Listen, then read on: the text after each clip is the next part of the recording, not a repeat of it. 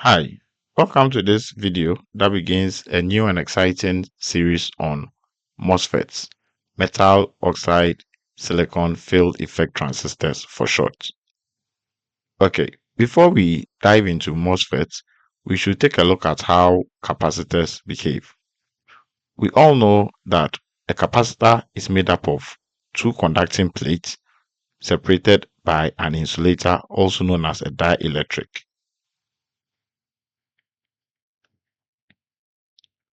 Assuming there's a voltage applied between the two plates, then there'll be buildup of charges, opposite charges on each side of the plate.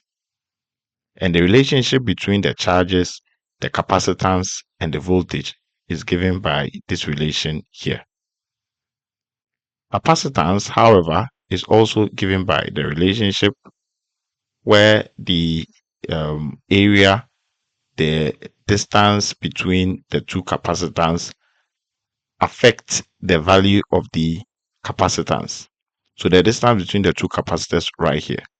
So in order to maximize the capacitance, we should try and minimize the distance between the two conductive plates. Sorry, which is very crucial in understanding how MOSFETs behave. So for a MOSFET, we have two conducting plates.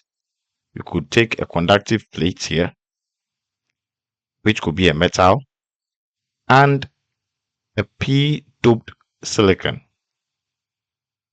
Then an insulating or a dielectric separating the two plates. So assuming a voltage is applied, a voltage V1 is applied across the two plates. Then as said earlier on, there will be some sort of charges, opposite charges, built up on either side of the plate. And these charges will create a channel of electrons that serve as a conductive plate, conductive channel. So assuming I apply the voltage source right here, I created some form of terminal and apply the voltage source like this, then current would be able to flow through the channel created here. But if I took out V1, then the buildup of channel charges are lost.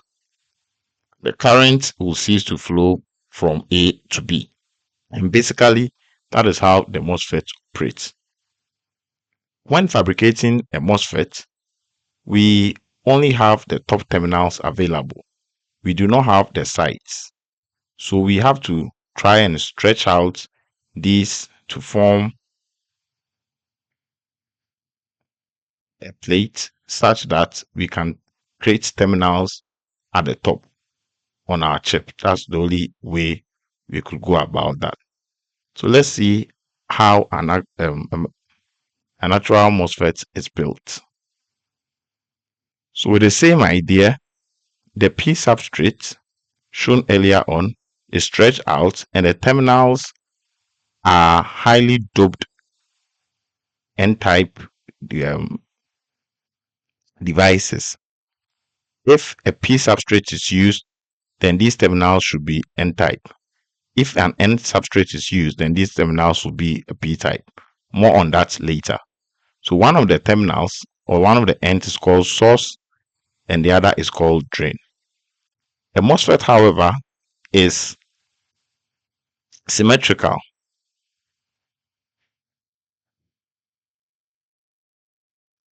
which means that you could swap the position of the drain or source without having any effect on the operation. And the gate, this terminal right here is known as the gate.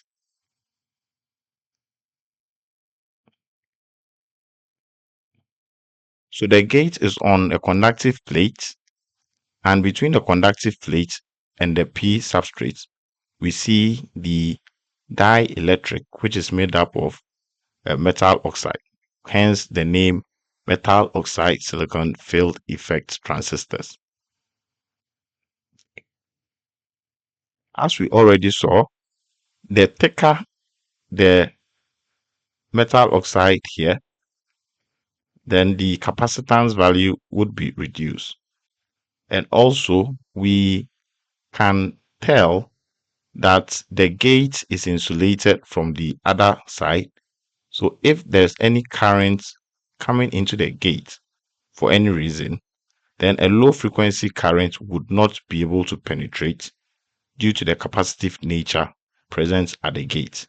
But however, a high frequency current should be able to pass through easily, as we say. The electrical symbol of a MOSFET is given as shown. Most of the times, we could get another terminal for the substrate or the body.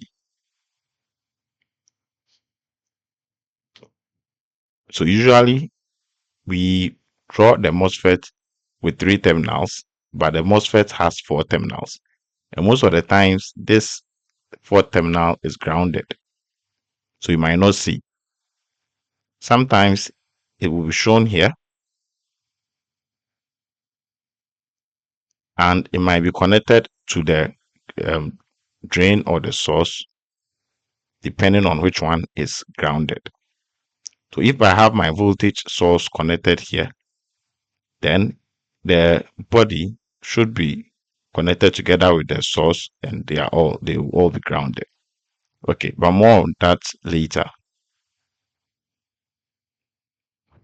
Now let's see the actual behavior. What happens?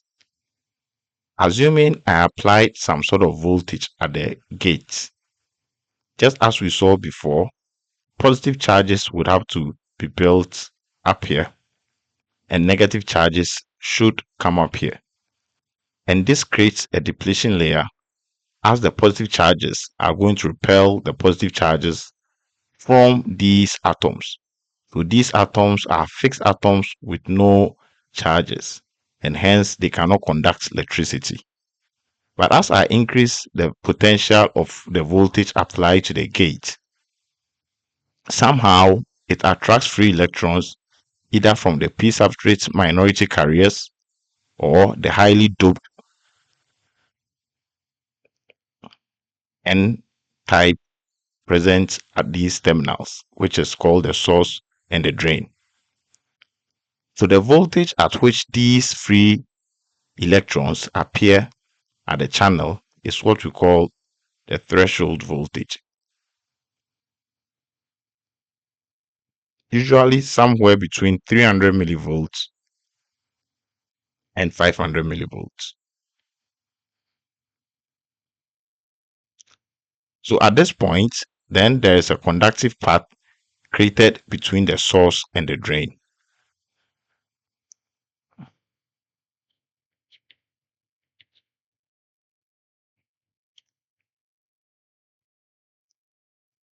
Also, as I increase the voltage applied to the gate, from what we saw earlier, we saw the relationship between the charges and the voltage. An increase in the voltage here, the gate voltage, would mean the charges increases. That means the electron density created here. So the free electrons created here increase in density. And the more the free electrons, the more conductive the device will be. The more conductive means the less resistive the device will be. So in other words, we could say we are creating a voltage controlled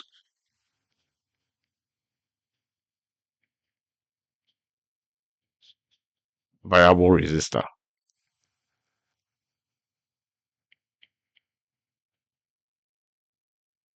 So by controlling the density of free electrons between the source and the drain with voltage, you're also controlling the resistance between the source and the drain, which is very useful in electronics. Now we look at another scenario where we apply a voltage source between the at the gate terminal, which is called the gate voltage, and another voltage source at the drain. So if the voltage at the gate terminal is enough or beyond the threshold voltage, which was already spoken about, then the conductive path will be created, and that means current will flow from the drain to the source, just as seen here. So what we want to do here is to try and keep the drain voltage constant and vary the gate voltage and see the characteristics. That's the ID. So the ID stands for the drain current. As we vary the gate voltage whilst keeping the drain voltage constant. From 0, there will be no charges present, so there will be no path for this current to flow. But as I increase the gate voltage beyond a certain threshold, then charges will begin to appear between the source and the drain, which will create a conductive path for current to flow from the drain to the source. As I further increase the gate voltage, then I increase the electron density, and hence the resistance will reduce in the conductive path and more current would be allowed to flow through. So this is a curve that shows the relationship between the gate voltage and the drain current. On the contrary, what if I kept the gate voltage constant at a value already above the threshold voltage? Because if the value is below the threshold voltage, then there will be no current in the first place. So assuming the gate voltage is kept above the threshold voltage and I varied the drain voltage, so the gate voltage above VTH, and I do a sweep of the drain voltage from 0 to infinity or whatever value available, I should get a straight line curve, and the slope of this curve will be the inverse of um, the resistance as we expect to get from a current voltage curve.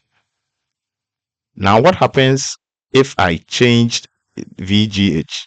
So changing the VGH would change the resistance, and that means the slope of the curve is going to change. So here means there is higher 1 over R. Higher 1 over R means 1 over R is what? Less. And if R is less, then it means VG3, the gate voltage here has been increased. Remember, increasing the gate voltage reduces the resistance, and hence we are going to have more current flowing through. So as I reduce the gate voltage to VG1, then the slope of the curve, which is given as 1 over R, also called transconductance, would reduce. Okay, so we will keep this video simple. In the next video, we will look at the relationship between the length of the channel, the thickness of the channel, and how they affect the device. Until then, see you.